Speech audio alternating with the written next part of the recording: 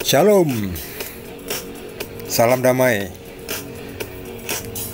Kita jumpa lagi dengan topik khusus.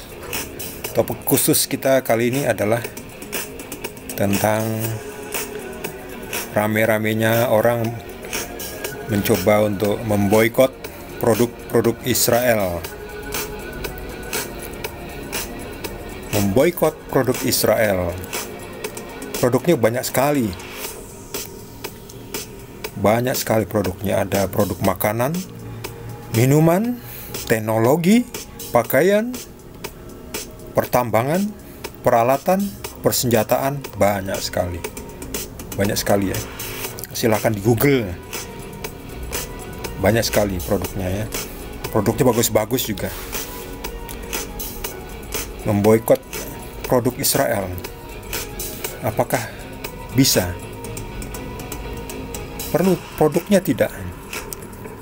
Sebelum kita rame-rame ikut orang yang memboikot produk Israel, kita tanya dulu pada diri sendiri.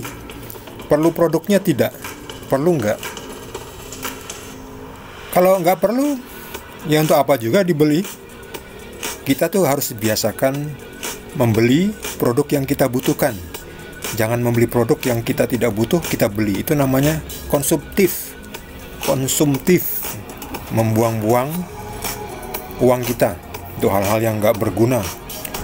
Nanti hanya memenuhi rumah jadi kebanyakan barang yang nggak dipakai, nggak dibutuhkan, kita beli. Itu nggak masalah produk Israel atau produk bukan Israel. Kalau kita beli produk yang nggak kita butuhkan, itu namanya buang-buang duit. Juga memenuhi rumah. Jadi ditanya dulu, perlu nggak produknya? Kalau perlu ya beli saja ya. Apalagi kalau produknya nggak ada duanya, atau kalau produknya bagus. Kita jangan kompromi dengan produk yang jelek. Produk yang jelek itu nggak tahan lama, nggak sehat. Pakai pewarna tekstil lagi, pakai pengawet formalin lagi. Banyak itu di Indonesia itu. Makanya harus ada izin BPOM ya, supaya diawasi produknya harus bagus. Jangan memakai pewarna tekstil, jangan memakai pengawet formalin. Itu kan formalin untuk pengawet mayatnya, itu bahaya, itu jangan dipakai. Kadang sekarang itu cari produk yang fresh, misalnya produk makanan, produk hewani, produk ikan yang fresh itu susah. Karena apa? Karena orang sudah tahu menggunakan bahan-bahan berbahaya, akhirnya mencari jalan pintas. Pernah saya pergi ke lokasi di sana, di terpencil di pulau, saya pikir saya bisa cari ikan yang fresh. Nggak taunya ikannya juga sudah kelihatan tidak fresh, kelihatan sudah memakai pengawet formalinnya, sebab tidak ada lalatnya. Jadi saya curiga apakah ini produknya memakai formalin, ikan-ikannya memakai formalin. Jadi harus hati-hati. Jadi susah cari produk yang fresh, yang sehat. Yang sehat itu mahal harganya. Jadi kita tanya, kita perlu nggak produknya? Produknya bagus nggak? Produk yang ada bagus nggak? Kalau produk yang ada itu tidak bagus, kenapa kita harus menolak produk yang bagus ya? Lalu produk Israel itu kan banyak sekali yang sudah dalam bentuk franchise, dan franchise itu sudah dibeli oleh orang Indonesia. Nanti jangan-jangan kalau kita boikot, kita justru memboikot atau membuat susah saudara kita sendiri yang mencari kerja, mencari penghasilan di perusahaan itu. Kalau kita boikot, nanti kan saudara kita, teman kita, sebangsa Indonesia malah akhirnya tidak bisa kerja, tidak dapat duit. Kalau orang-orang tertentu ya cuek aja, mereka masa bodoh ya. Nah, kita orang yang perhatian, yang peduli, kita jangan ikut-ikutan bodoh dengan orang-orang yang masa bodoh itu. Mereka yang cuma mencari yang mengumbar surgawi, tetapi kenyataannya tidak realistis. dalam kehidupan duniawi kita ini harus realistis. Jadi kita juga harus tenggang rasa ya kepada saudara-saudara kita yang mencari penghasilan yang halal seperti itu, bekerja ya, nggak mencuri, nggak korupsi, itu halal, itu penghasilan yang jujur. Justru orang-orang seperti itu yang harus kita dukung ya, yang jujur, yang bersih, yang bekerja dengan baik. Susah, sekarang ini susah ya cari orang yang jujur, yang rajin, yang apa adanya, susah. Jadi hati-hati.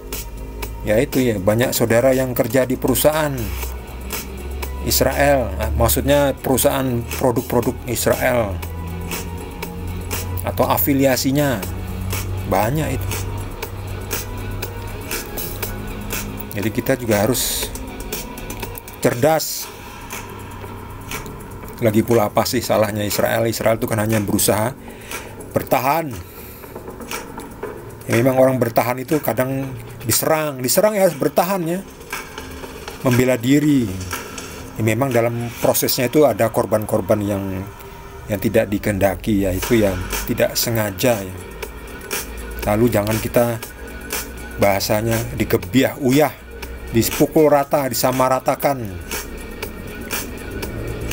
Israel itu hanya berhak membela diri, Palestina juga berhak membela diri. Kalau mau berusaha itu loh apa, lokasi-lokasi yang dicaplok oleh Israel itu harus dipertahankan. Itu yang perlu diperjuangkan. Jangan malah warga sipil Israel yang tidak bersalah malah diserang, itu ngawur.